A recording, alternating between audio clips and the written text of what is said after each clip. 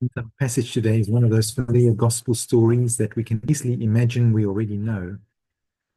Jesus walked on the water, and Peter gets out of the boat. He walks for a moment, he becomes frightened, begins to sink, and Jesus reaches out his hand. But perhaps there's more here than a story about a remarkable miracle. Is the invitation perhaps that we too might learn to walk on water? Matthew may be inviting us to look beneath the surface of the story, to see something about prayer, about the nature of God, about fear, and about the kind of peace that Jesus brings to the world, so that we too may metaphorically walk with Jesus and Peter on the raging waters of life. And so the first thing we see in our passage today is Jesus' prayer. After feeding the 5,000, Jesus sends his disciples away in a boat while he goes up on the mountain by himself to pray. It's easy to pass over that detail, but I wonder if it is actually the key to everything that follows. Before Jesus enters the storm, walking on water, he enters the silence. Before he encounters the chaos of the world, he withdraws into the presence of God.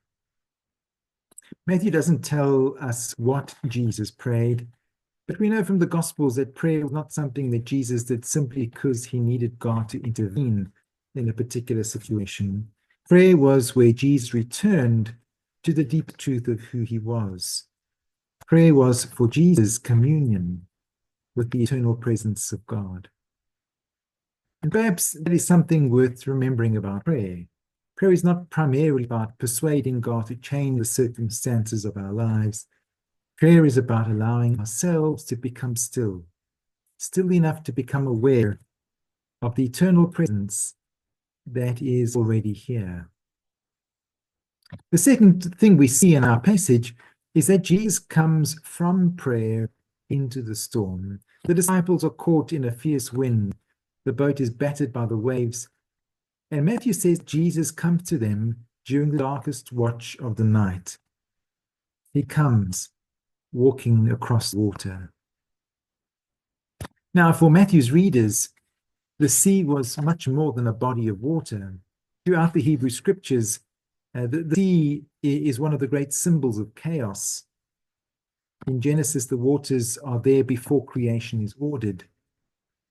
In the Psalms, the roaring of the sea becomes an image of forces that threaten human life.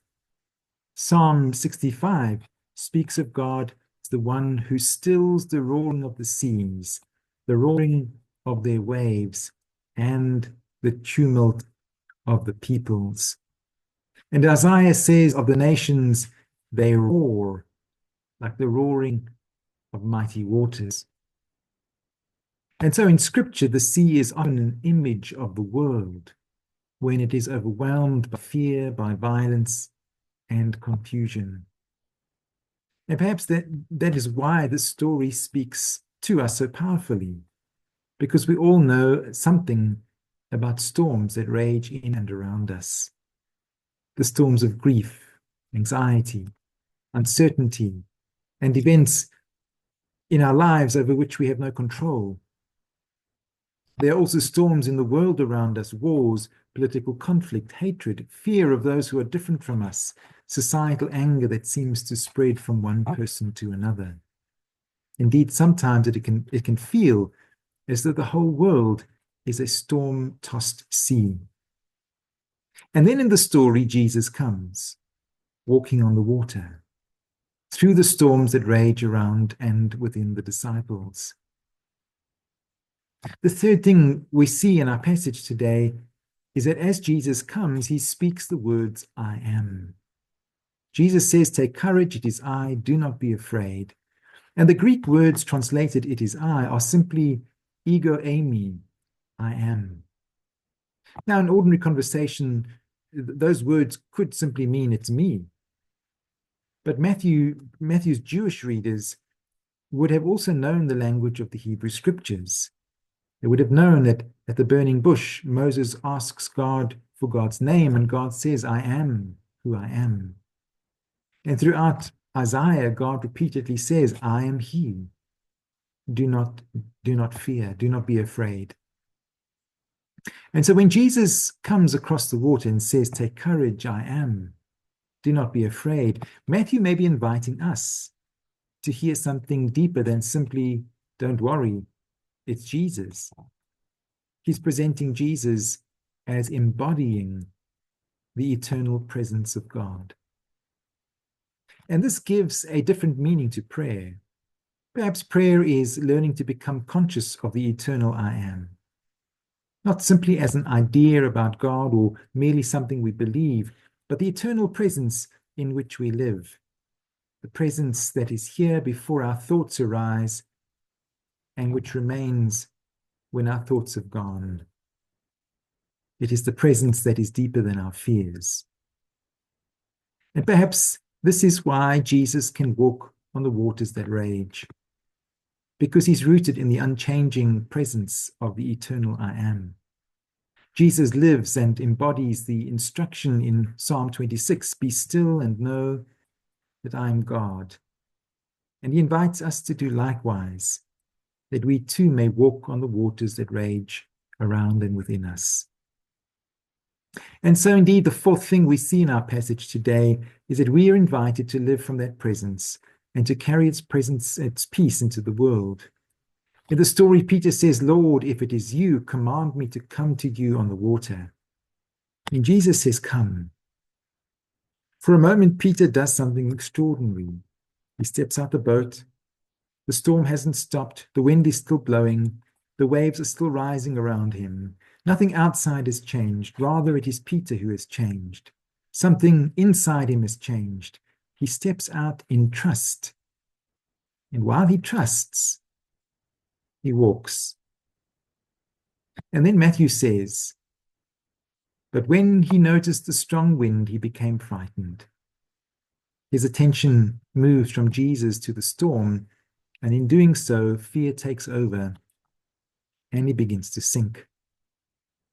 Now, isn't that a powerful image of our own lives? The storm outside becomes the storm inside.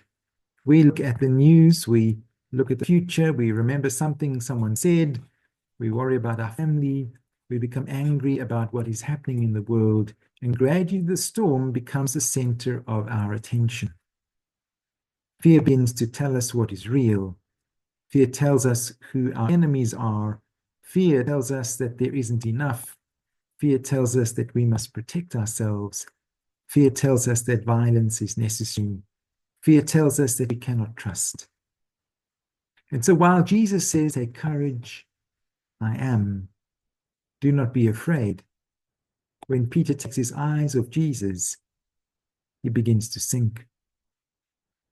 But the story doesn't end there. Jesus immediately reaches out his hand and catches him. Even when Peter loses trust, Jesus does not lose him. Indeed, grace is quicker than our failure. The hand of grace is always waiting and ready to reach out to us when we find ourselves sinking in the waves of life. Perhaps that is the heart of the story, the invitation to return to presence, to return to prayer, to return to the eternal I am. That once again we can walk like Jesus through the wind and the waves and begin to offer that same inner peace to those around us. And that's where the story really begins, when Jesus goes off to a mountain to pray, to be still in the presence of God, the I am. What are the spaces and the places that we can go that enable us to be still, to feel centered again in something deeper, and enable us to feel like we have the energy and the presence to re-engage with the realities of life again? Amen. Just some food for thought as always. God bless.